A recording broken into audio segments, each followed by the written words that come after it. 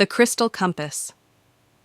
In the bustling port town of Ever Harbor, where ships from distant lands brought exotic goods and stories of adventure, a peculiar artifact was the center of many whispered tales: the crystal compass. Unlike ordinary compasses, this one was said to point not to true north, but to whatever the heart most desired. It was kept in a locked glass case at the Old Seafarers' Museum, its pale blue glow faint but mesmerizing. Elliot, a young apprentice mapmaker, had grown up in Ever Harbor. His days were spent charting coastlines and rivers, but his nights were filled with dreams of grand adventures. He had read about the crystal compass in a dusty tome, and the idea of it consumed him. If he could obtain it, he thought, it would guide him to his destiny. One stormy evening, as thunder rumbled across the harbor, Elliot stood outside the museum. The streets were nearly deserted, save for a few sailors seeking refuge in nearby taverns. Clutching a set of lockpicks he had borrowed from his uncle, a locksmith, Elliot approached the museum's back door. The lock clicked open with surprising ease, and Elliot slipped inside. The air was thick with the scent of aged wood and sea salt. Moonlight streamed through the tall windows, illuminating exhibits of ancient maps and navigational tools. At the center of the room, encased in glass, was the crystal compass. Its glow seemed to pulse in rhythm with his racing heart. Elliot's hands trembled as he worked to pick the lock on the glass case. Just as he succeeded, a voice rang out behind him. "Stop right there!" He turned to see an elderly man with a lantern, his face shadowed but stern. It was the museum's caretaker, Mr. Whitaker. "Please, sir," Elliot stammered. "I mean no harm. I need the compass."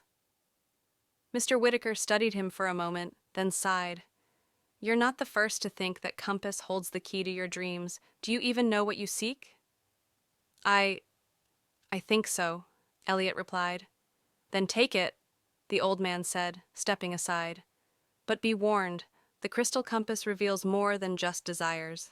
It reveals truths, and truths can be hard to bear." Elliot hesitated, but then reached for the compass. The moment his fingers touched its cool surface, the room seemed to dissolve around him. He found himself standing on the deck of a ship, its sails billowing under a starlit sky. The compass lay in his hand, its needle spinning wildly before settling on a direction. "Follow it," a voice whispered, though there was no one around. The ship began to move, as if guided by an unseen force. Days turned into nights, and the compass's needle remained steadfast. Along the way, Elliot encountered strange and wondrous sights: islands where trees bore fruits of light, seas that shimmered like liquid gold, and storms that whispered secrets as they passed. One day, the compass led him to a desolate island with a single, towering mountain. At its base was a cave, its entrance glowing faintly. As Elliot stepped inside, he realized the walls were lined with crystals that mirrored his reflection.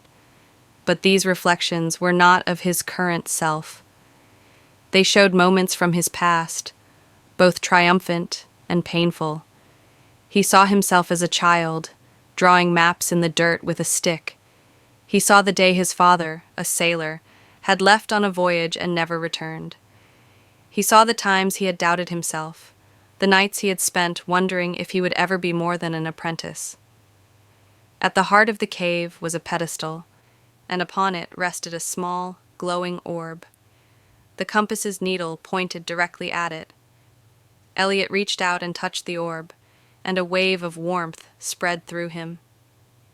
In that moment, he understood.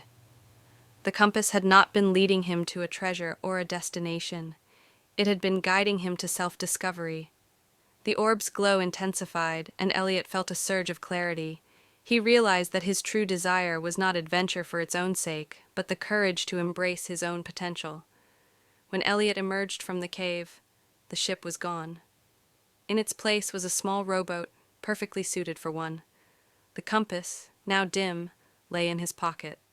He rowed back to Ever Harbor, the journey feeling both shorter and lighter. Back home, Elliot poured his newfound inspiration into his craft.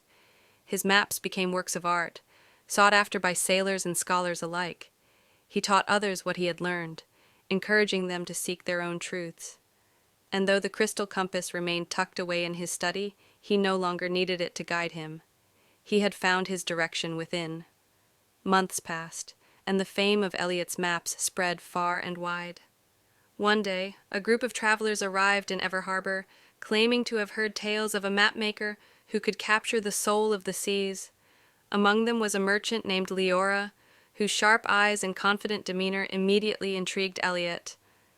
"Your maps," Leora said, examining one of his works, "aren't just accurate, they're alive." Eliot smiled, humbled. "They're a reflection of what I've learned about myself and the world." "And what is that?" she asked. "That the journey matters more than the destination," he replied. Leora nodded thoughtfully. "Then perhaps you'd like to join me on a journey. I'm seeking an uncharted island rumored to hold untold wonders. Someone with your talents could make all the difference." Eliot hesitated, the weight of the crystal compass still lingering in his pocket. But as he looked into Leora's eyes, he felt the familiar stir of adventure calling once more. "Let me get my things," he said, a smile spreading across his face. As the ship set sail from Ever Harbor, Eliot stood at the bow, the wind tugging at his hair. The compass remained tucked safely away, its lessons already etched into his soul. The world stretched out before him, vast and full of possibilities, and this time he wasn't searching for a destination. He was simply ready to embrace whatever lay ahead. The journey with Leora and her crew proved to be as thrilling as it was enlightening. They faced challenges together, violent storms, cryptic maps, and encounters with enigmatic locals who spoke of ancient legends. Through it all, Eliot's understanding of the world deepened. His bond with Leora grew, their shared curiosity fueling their resolve. One fateful evening, under a sky bursting with stars, they reached the uncharted island. It was a land untouched by time, where waterfalls cascaded into crystalline pools, and the air was thick with the scent of wildflowers. At the island's heart stood a monolithic stone structure, covered in intricate carvings that seemed to tell the story of a forgotten civilization. As they explored the ruins, the compass began to glow faintly once more. Eliot held it out, and its needle pointed toward a hidden chamber within the structure.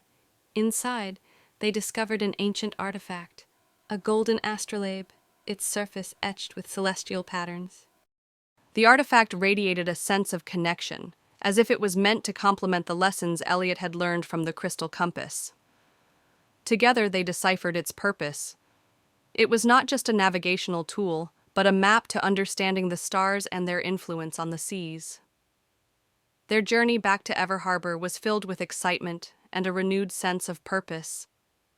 Eliot and Leora vowed to share their discoveries, inspiring others to seek not just new horizons, but new ways of thinking.